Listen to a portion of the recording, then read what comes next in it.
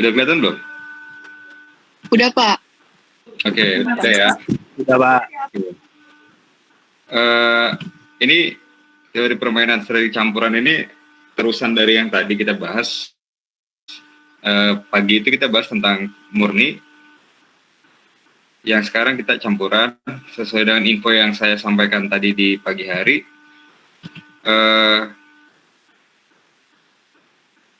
Strategi campuran ini bisa dijalankan bila ketika Anda menjalankan strategi murni tidak menghasilkan yang keputusan sifatnya saddle point.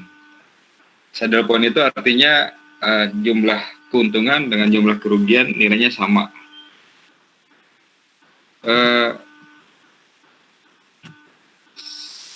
Secara definisinya, saya sudah sampaikan tadi, ketika Anda menggunakan strategi murni tidak menghasilkan hasil yang saddle point, maka Anda sudah saatnya menggunakan strategi campuran. Ingat, dalam menggunakan strategi campuran ini juga belum tentu hasilnya saddle point. Bisa kemungkinan dia saddle point, bisa kemungkinan dia tidak saddle point. Kalau hasil tidak saddle point, ya ini model persoalan yang bukan zero sum game. Ini sifatnya yang non zero sum game.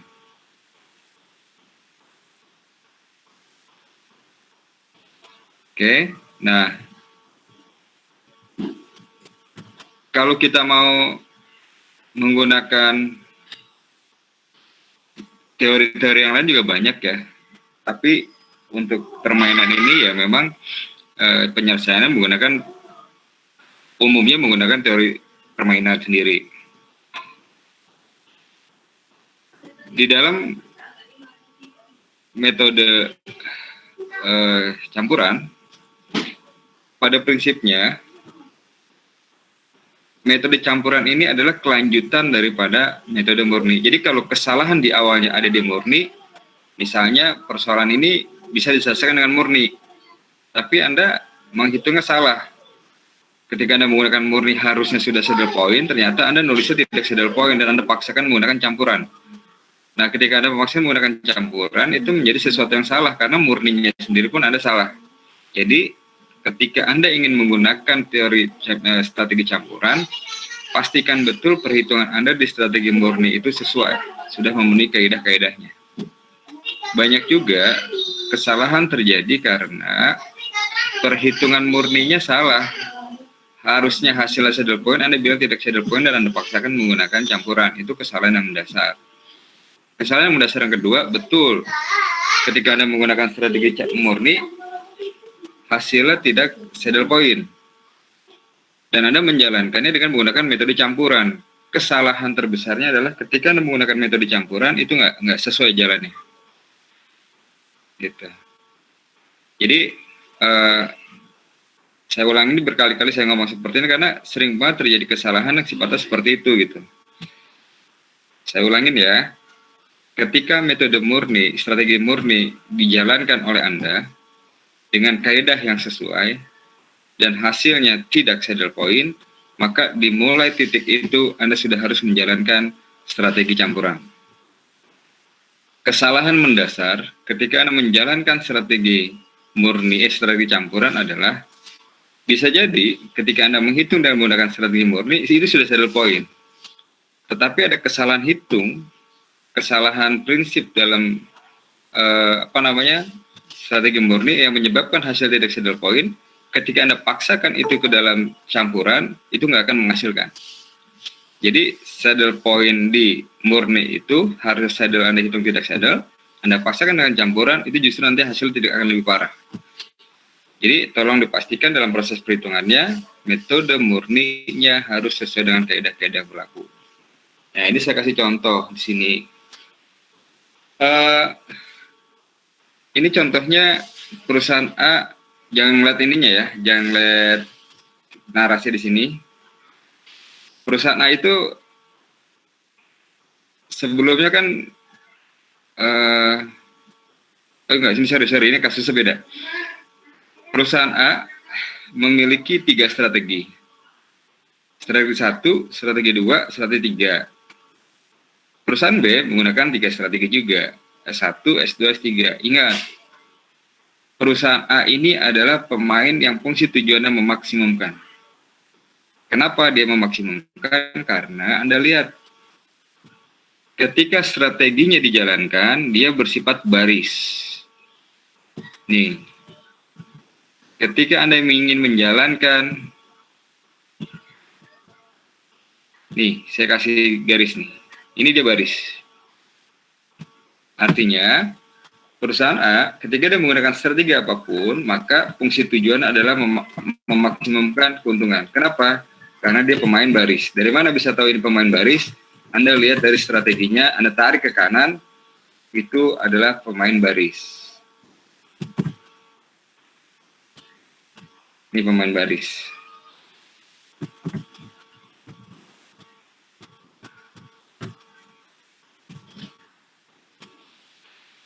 Perhatiin nih, di sini ada -1. -1 ini artinya ketika perusahaan A menggunakan strategi 2 dan direspon oleh perusahaan B dengan strategi 1, maka perusahaan A mengalami kerugian sebesar 1. Sementara perusahaan B mengalami keuntungan sebesar 1.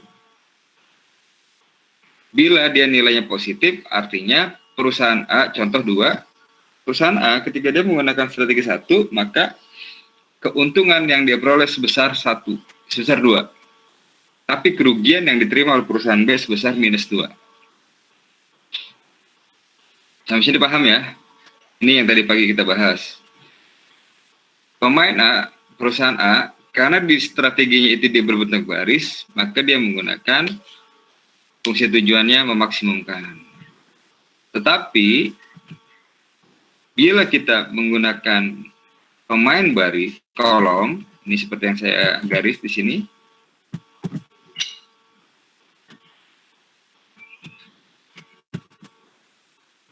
Maka fungsi tujuan dia adalah meminimumkan kerugian. Apa ini diperoleh dari mana? Ini udah si Emile Borel membuat simulasinya seperti itu. Jadi itu udah ketentuan dari teori permainan. Penyelesaiannya gimana? Ingat nih, langkah pertama Anda harus menyelesaikannya menggunakan strategi murni dulu. Betul nggak? Dia menggunakan strategi murni dulu. Halo? Iya Pak, betul Pak. Iya Pak, betul. Ya kan? Terus, Anda perhatikan di situ.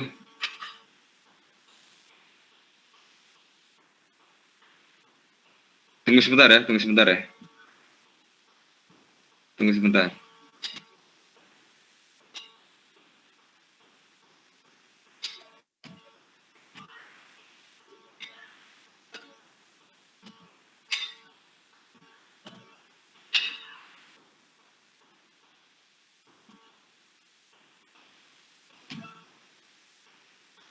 Ketika Anda menggunakan strategi campuran, awali dengan strategi murni. Bagaimana caranya? Ingat, di dalam strategi murni dikenal istilah maksimin dan minimax. Apa itu maksimin? Anda mencari nilai maksimum di antara yang minimum. Sedangkan minimax adalah Anda mencari nilai minimum di antara yang maksimum. Ini adalah metrik payoff. Ini adalah metrik payoff.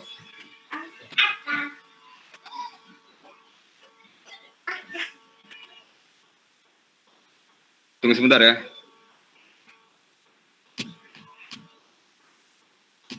Lagi ngajar dulu bro.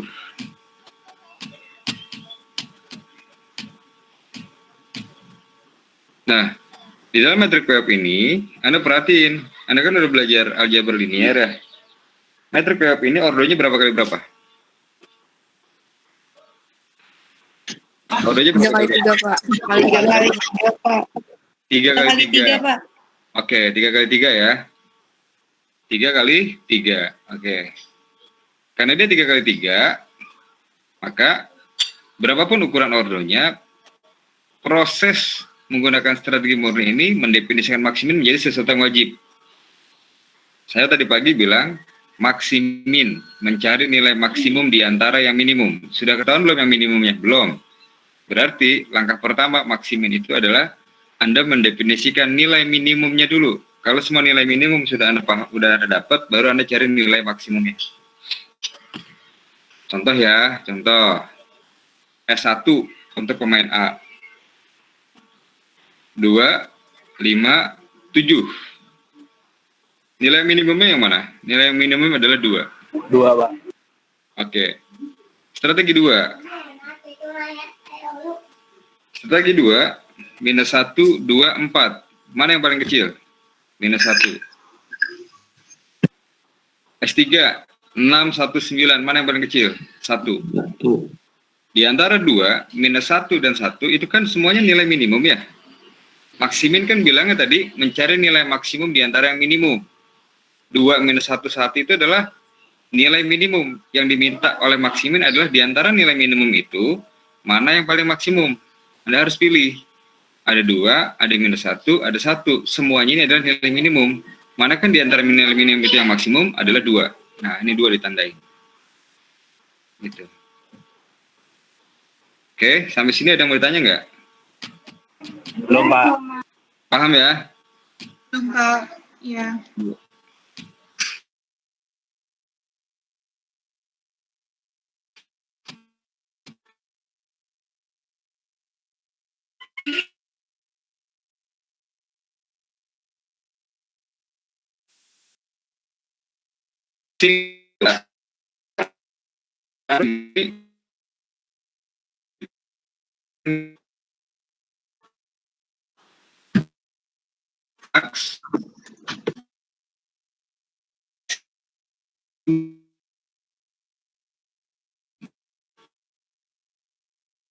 Yang strateginya berbentuk kolom. Lihat di situ, 2 minus 1, 6.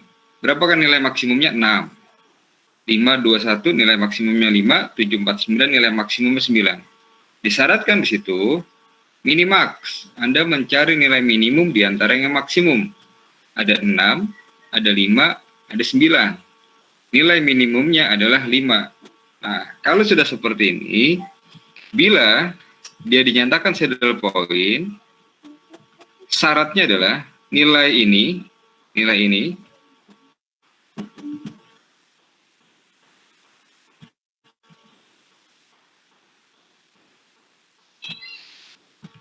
harus sama dengan nilai yang mana? Nilai yang ini. Jadi persoalannya dari kasus ini, antara nilai minimax dengan nilai maksiminnya itu nggak sama. Yang diharapkan sama. Kalau begini cara bacanya adalah, bila pemain A menggunakan strategi S1, maka dia akan memperoleh sebesar 2. Tapi, ketika pemain B meresponi dengan strategi 2, dia bisa mempertahankan kerugian maksimum sebesar 5. Nah, itu kan nggak matching. Kalau keuntungannya 2, kerugiannya 5, keuntungannya 2 saya anggap plus, ditambahkan dengan kerugian 5 saya anggap minus, maka 2 ditambah minus 5 artinya minus 3. Yang diharapkan adalah nilainya 0. Sementara 0 tidak bisa terdapat di sini. Nah, kalau sudah seperti ini, sudah saatnya Anda menggunakan teori strategi campuran. Sampai sini ada mau ditanyain nggak? Tidak, Pak. Paham ya? Paham, Pak. Oke, tunggu sebentar. Ini saya sambil WA sama Mas Prima nih, Kabiro. Maksiminas, tunggu sebentar. Di teknik industri ada yang ikut Maksiminas nggak? Ada yang ikut nggak? 18 nggak ada, Pak. Nggak tahu kalau angkatan yang lain, Pak. Maksiminas yang dari Pusat Prestasi Nasional?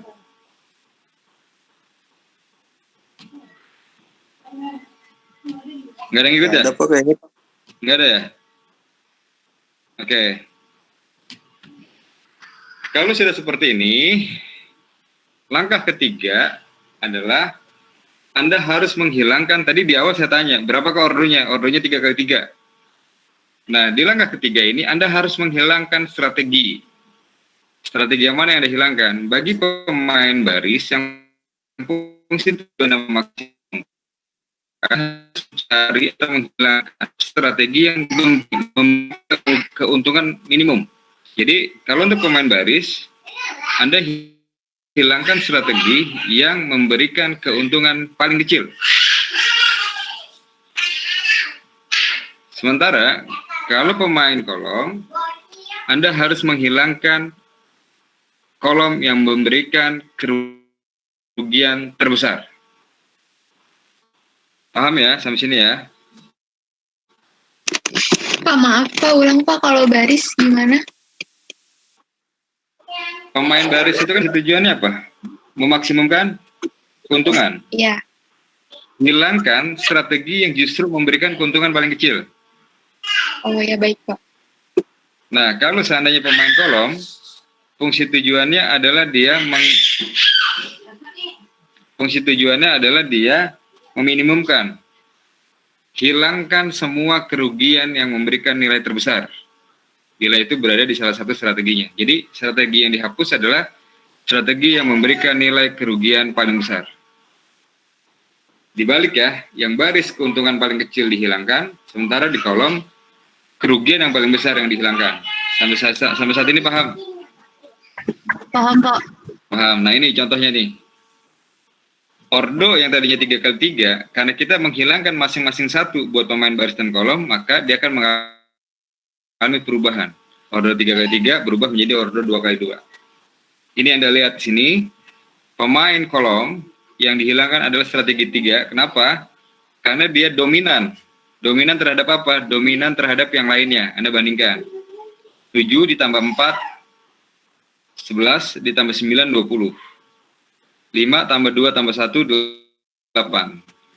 2 minus 1, 6. 7 jadinya. Di sini dia memperoleh kerugian sebesar 7. Di sini dia memperoleh kerugian sebesar 8. Sementara di sini dia memperoleh kerugian sebesar 20.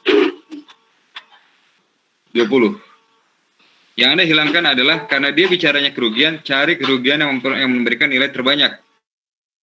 S3 Anda hilangkan karena dia kerugian yang paling banyak. Sementara kalau untuk pemain baris, cari nilai yang paling kecil. Contoh, 2 ditambah 5 ditambah 7, 14. 6 ditambah 1 ditambah 9, 16. Minus 1 ditambah 2 ditambah 4, jadinya 5. Nah, strategi 2 inilah yang memiliki nilai keuntungan paling kecil, maka dia harus dihilangkan. Jadi, pemain A, strategi yang dihilangkan adalah strategi 2, sedangkan pemain B, strategi yang dihilangkan adalah strategi 3. Ordo 3x3 berubah menjadi ordo 2x2. Jelaskah sampai sini? Jelas Pak. Jelas, oke. Ini yang saya bilang teori dominasi, hilangkan nilai terbesar bila itu memberikan kerugian terbesar. Dan hilangkan baris terkecil bila itu memberikan keuntungan yang paling kecil. Nah, sekarang jadinya begini, ordo barunya. Metrik payoff-nya berubah. Yang tadinya 3x3, sekarang berubah menjadi 2x2. Oke. Pemain A, strategi 2-nya hilang. Pemain B, strategi 3-nya hilang. Nah, kalau sudah seperti ini, langkah ke-6 adalah Anda memberikan nilai probabilitas. Anda memberikan nilai probabilitas terhadap kemungkinan digunakannya kedua strategi bagi masing-masing perusahaan. Jadi, kalau teori probabilitas, misalnya kita menggunakan koin. Koin itu kan two tail ya. Ada sisi sebelah kiri, ada sisi sebelah kanan misalnya. Peluang kan sama-sama 50% ya? Iya, Pak. Oke.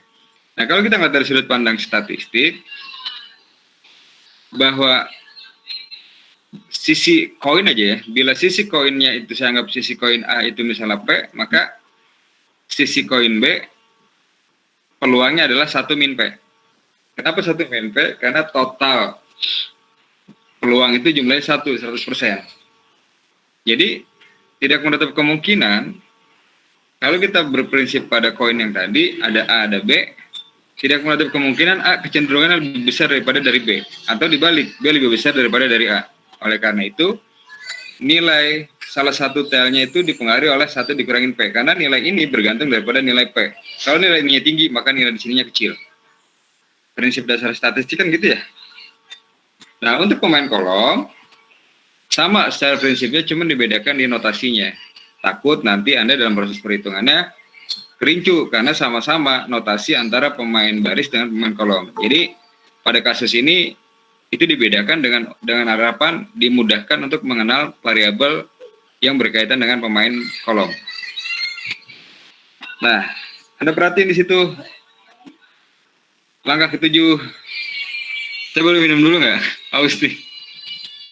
Boleh Pak, boleh. Ya, sebentar. Aus.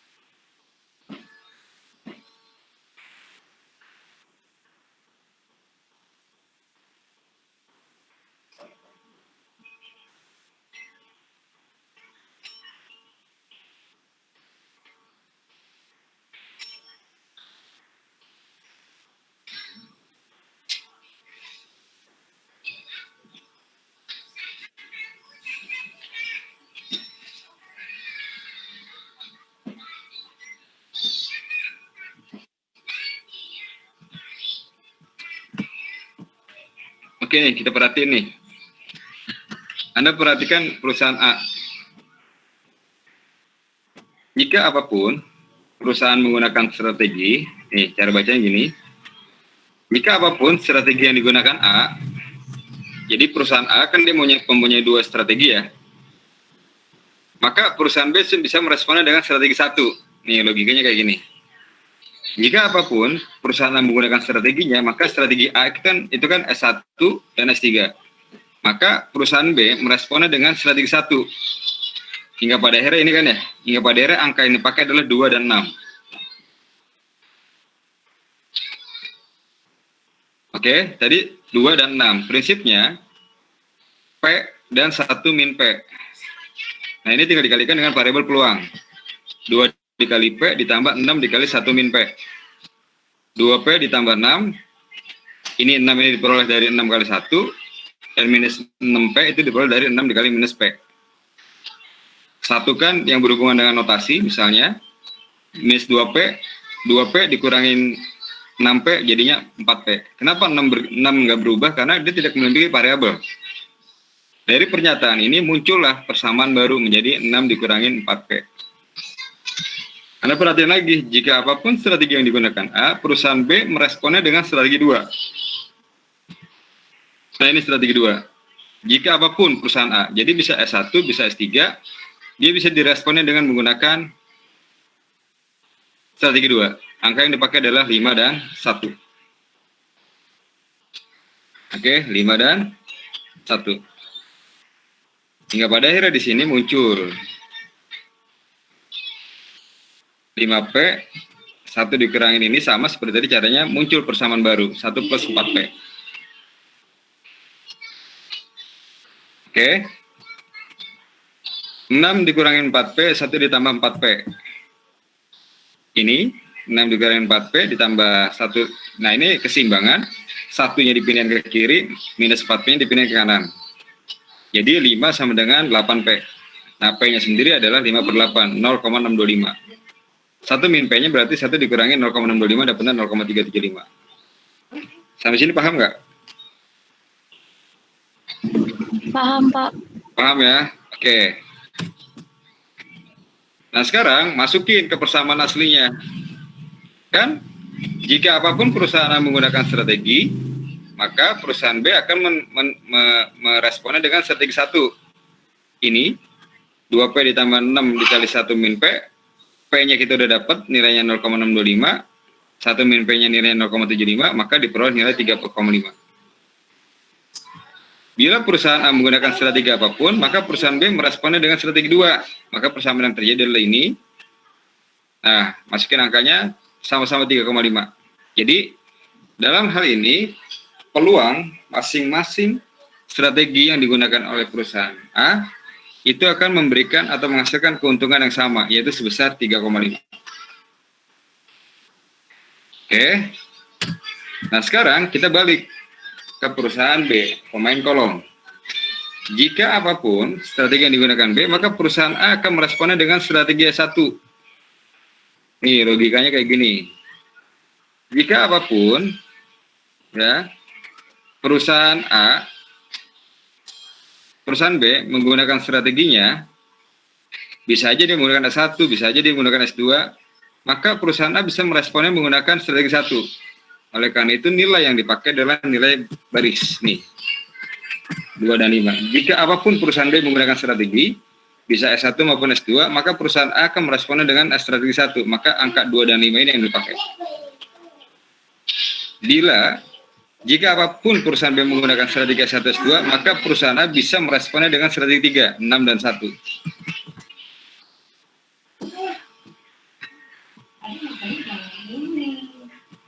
Nih. 25.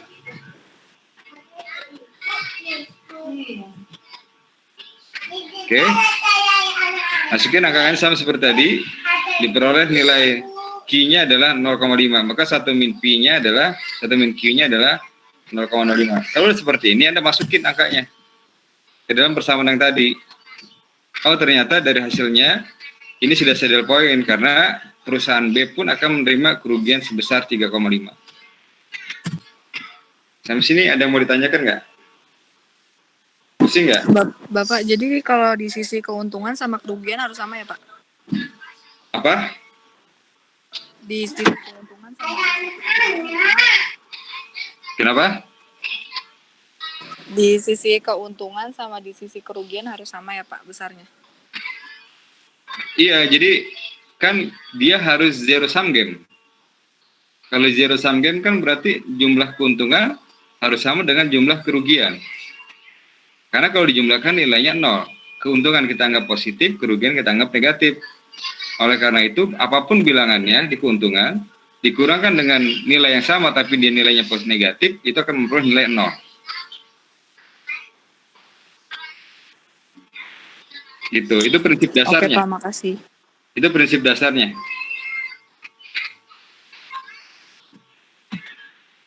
Jelas? Pak, maaf, tadi Q-nya dapat dari mana ya, Pak? Q-nya berapa ya, Pak? Q-nya berapa ya, Pak? Q-nya ini kan cuma notasi. Oh iya. Ya, jadi perusahaan B, jika apapun dia menggunakan strateginya, maka perusahaan A bisa meresponnya dengan strategi 1. Nah, nilai kan tadi 2 dan 5 ya. Ya sudah, sama kayak yang tadi P. Yang bikin beda adalah dia pakai Q. Sebenarnya prinsipnya sama dengan yang tadi pemain yang memaksimumkan keuntungan. Dia hanya dibedakan notasinya aja supaya tidak pusing Andanya. Tapi kalau menurut Anda ini pusing, Anda mau pakai P, ya boleh aja. Silakan. Oh iya, Pak. Makasih, Pak. Ya. Jelas sampai sini. Nah, sudah diperoleh, dihitung. Oh, ternyata 3,5. Jangan lupa kesimpulan wajib. Jangan lupa kesimpulan wajib dibuat. Gitu. Jelas? Jelas, Pak. Nah, kesimpulannya apa? Kesimpulan yang pertama yang harus Anda jelaskan di sini adalah karena Anda awalnya menggunakan strategi murni, maka itu harus disebut. Bagaimana cara menyebutnya? Penggunaan strategi murni dianggap belum mampu menghasilkan nilai yang saddle point. Oleh karena itu, penyelesaiannya dilanjutkan dengan metode campuran. Itu dulu kesimpulan yang pertama. Berarti, kesimpulan ini menggambarkan bahwa hasil diperoleh dengan menggunakan metode campuran. Kenapa menggunakan metode campuran? Karena metode strategi murni tidak memperoleh nilai saddle point. Yang kedua, sama seperti yang tadi pagi saya jelaskan terkait keuntungan dan kerugian. Di sini harus dijelaskan bahwa Pengguna strategi sampel ini mampu menemukan nilai permain saddle point yang sama, selain itu mampu memberikan hasil yang lebih baik bagi masing-masing perusahaan. Disebut, untuk perusahaan A, keuntungan yang diperoleh adalah 3,5, sedangkan perusahaan B, kerugian minimum yang diterima adalah 3,5. Yang lupa di bawahnya, solusi sudah optimal. Kenapa sudah optimal? Karena jumlah keuntungan sama dengan jumlah kerugian. Itu kalau ditambahkan hasilnya 0. Nah, kenapa harus 0? Karena ini jenis permainan yang sifatnya zero sum game. Sampai sini paham? Paham, Pak. Ada yang mau ditanyain kah? Pak, PPT ini sama yang PPT tadi pagi nanti dikirim nggak, Pak? Dikirim, saya kirim. Oh, ya, makasih, Pak. Ya, saya kirim. Lagi kah? Cukup, Pak. Cukup. Yang lain cukup. Pak.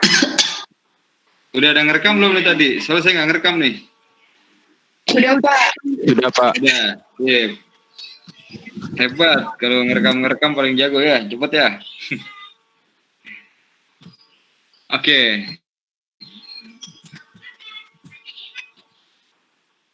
Bener nih, nggak ada yang mau ditanya? Udah clear? Bapak matriksnya selalu 3x3 nggak sih, Pak? Enggak juga. Ini pertanyaannya bagus nih. Bagaimana kalau seandainya metriknya 4x4 atau 5x5? Gimana cara Anda? Padahal kalau pakai pendekatan probabilitas, itu kan yang disyaratkan cuma 2x2. Gimana caranya tuh? Kalau seandainya ordonya 5x5 atau 4x4 atau 6x6? Padahal teori probabilitasnya dia 2 ordo. Hanya mengenal P dan 1 min P. Ini pertanyaan bagus nih. Gimana nih cara menyelesaikannya? Ada yang mau bantu jawab nggak? Nggak tahu, Pak. Nggak tahu. Singkat, jelas, padat. Nggak tahu. Kalau seandainya ordonya lebih dari 2x2, misalnya 5x5, Anda cari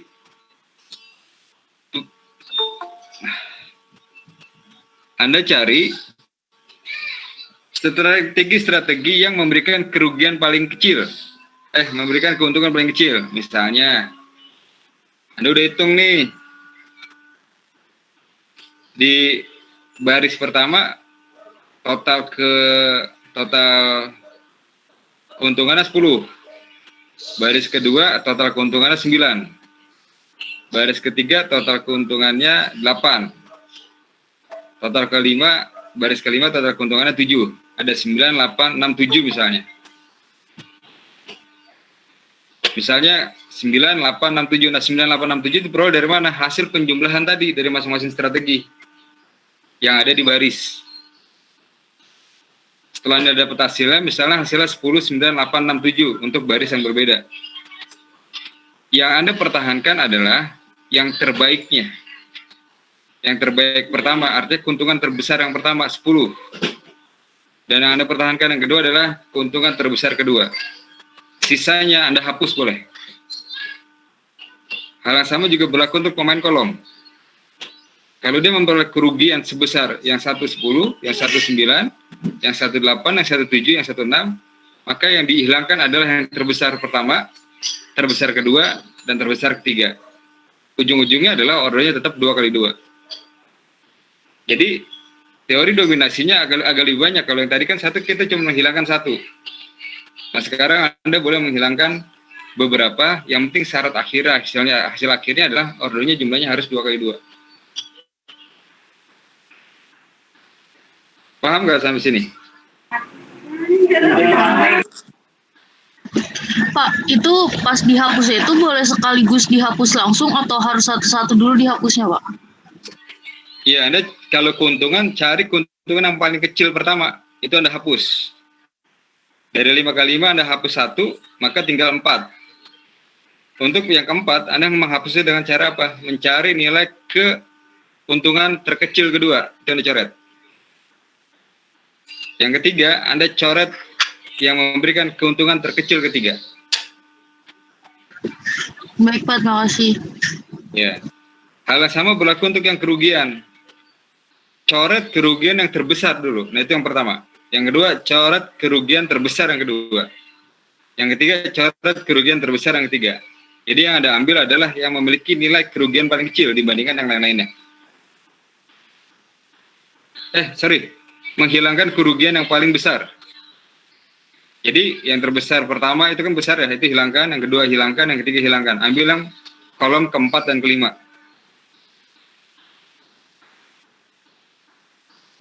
Jelas ya? Jelas, Pak. Oke. Ada mau ditanyain kah? Clear? Oke, kalau nggak ada yang ditanyain sama, videonya dibuka dulu. Saya mau screenshot dulu.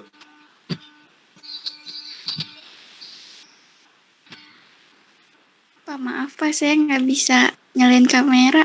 Rumah saya mati lampu. Oh gitu. Ya. Mana nih yang lain nih? Baru ada 2 nih yang muncul nih. Pak, saya lagi di jalan, maaf Pak. Baru kelar praktikum IRP. Oh yaudah.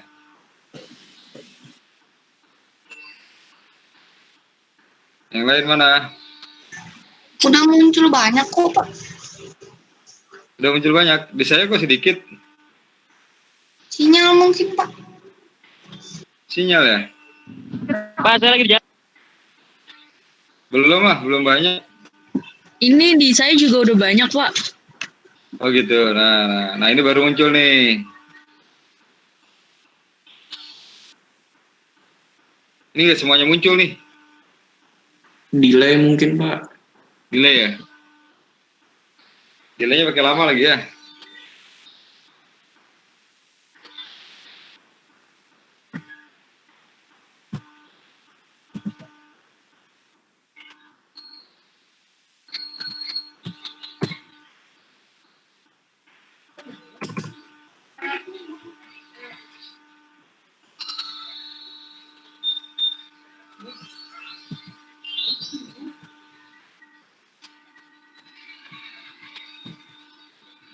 Oke,